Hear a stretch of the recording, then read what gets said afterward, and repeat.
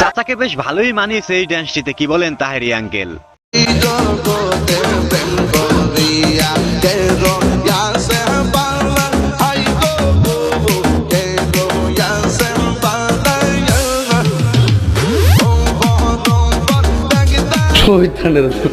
Hello everyone, অস্থির বাঙালির আরো একটি নতুন ভিডিওতে আপনাকে স্বাগতম। আজকের পর্বটিও আগের মতোই মজার হতে চলেছে, তো বেশি কথা না বাড়িয়ে চলেন আমরা ভিডিওতে চলে যাই। ফ্যামিলি ব্যাকগ্রাউন্ডে ওয়েস্টার্ন ড্রেস পছন্দ করে না, তো যখন আমি বাসা থেকে বের হই তো আমি তখন প্রপারলি অ্যাজমেক এরকম না যে বোরখা পরে, মানে শালীন ড্রেস পরে এখানে আসি। দেন হচ্ছে জাস্ট কত টাইমের জন্য এরকম ড্রেস পরে আবার বাসায় যাওয়ার সময় পারফেক্ট মে গুড ভালো একটা কাজে আসছি, আম্মু কাজ করে বাসায় গেছি।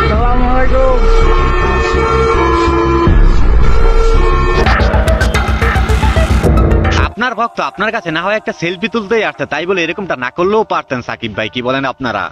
ফোন নিয়ে সাকিবের কাছে এগিয়ে যান এই ভক্ত। আবদার প্রিয় ক্রিকেটারের সাথে একটি সেলফির, কিন্তু সাকিব ব্যস্ত প্রিয় গুরুদের সাথে গভীর আলোচনায়, তাই নিষেধ করে দিলেন সেই ভক্তকে। মাফ করে দেন হুজুর, আমার ভুল হয়ে গেছে। लेकिन यार यहाँ में पिघल गया। हाय हाय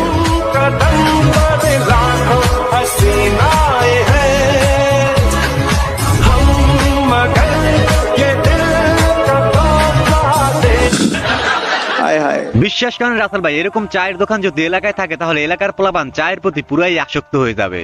নিঃসন্দেহে তুই ঠিক কথা বলেছিস। হাসপাতালে রোগী না পাঠিয়ে অপারেশনের নামে অসহায় বৃদ্ধদের ব্লেড দিয়ে নিজে কাটাছেঁড়া করতেন মিল্টন সমাদ্দার। রক্ত দেখে পৈশাচিক আনন্দ পেতেন মিল্টন। মানবতার আড়ালে যারা এরকম জঘন্য কাজ করে তাদেরকে সর্বোচ্চ শাস্তি দেওয়া হোক।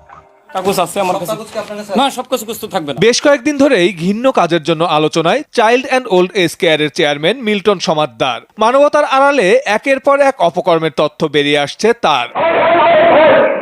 অসহায় মানুষগুলি যে চিকিৎসার জন্য অনেক সময় অপারেশনের প্রয়োজন হতো, কত পচন ধরেছে, সে হাতও কেটে ফেলতো, আঙ্গুল কেটে ফেলতো, ব্লেড দিয়ে কেটে ফেলতো, এই যে রক্ত বের হতো, এই মাদকাসক্ত মিল্টন পৈশাচিক আনন্দ উপভোগ করতেন।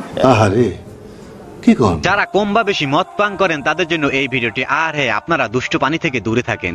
রাতভর মদের পার্টি চলছে, এমন উদ্দাম নাচানাচি।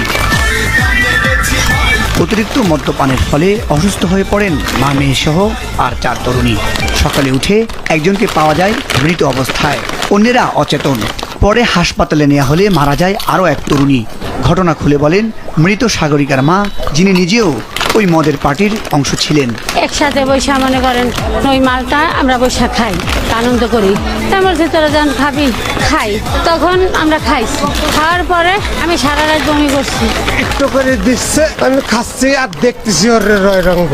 ডোন্ট মাইন্ড ফ্যামিলি মামা, ঠিক আছে? জয় ভাই অনেক সময় আলোচনার বেশ তুঙ্গে থাকে। চলেন জয় ভাইয়ের এখন আমরা একটি সরল স্বীকারোক্তিমূলক ভিডিও দেখে আসি। সোশ্যাল মিডিয়ার একটা বড় বিজনেস ফিল্ম ইন্ডাস্ট্রিতে শাকিবকে ঘিরে। কেসটা তুমি ধরেই ফেলেছো। শাকিব খানের নামের সাথে একটা বিজনেস জড়িত। শাকিব খানের নাম নিলে ভিউ বাড়ে, শাকিব খানের নাম নিলে সাকিবিয়ানরা সেই ভিডিও শেয়ার দেয়, দেখে। এটার একটা কিন্তু বিজনেস পলিসি আছে, যে কারণে আমার রেগুলার প্রোগ্রাম করতে হয়। 13টি প্রশ্ন, আমি শাকিব খানের নাম বহুবার আমি নেই, কারণ হচ্ছে যে আমি আর প্রশ্ন পাই না। আমি যে কারণে নেই, যেহেতু আমার প্রশ্ন সংখ্যা সবার সাথে অনেক থাকে না।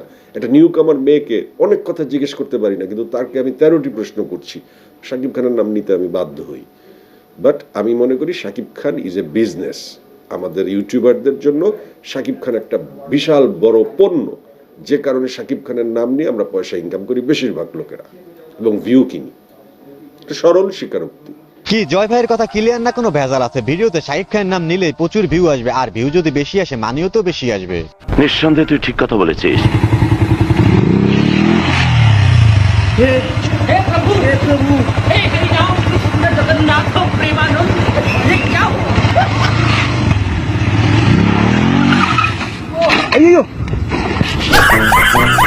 এখন এখন ছোট্ট একটা অনুরোধ, আপনি যদি এই চ্যানেলে প্রথমবারের মতো ভিডিও দেখে থাকেন তাহলে চ্যানেলটি সাবস্ক্রাইব করে আমাদের সাথেই থাকবেন।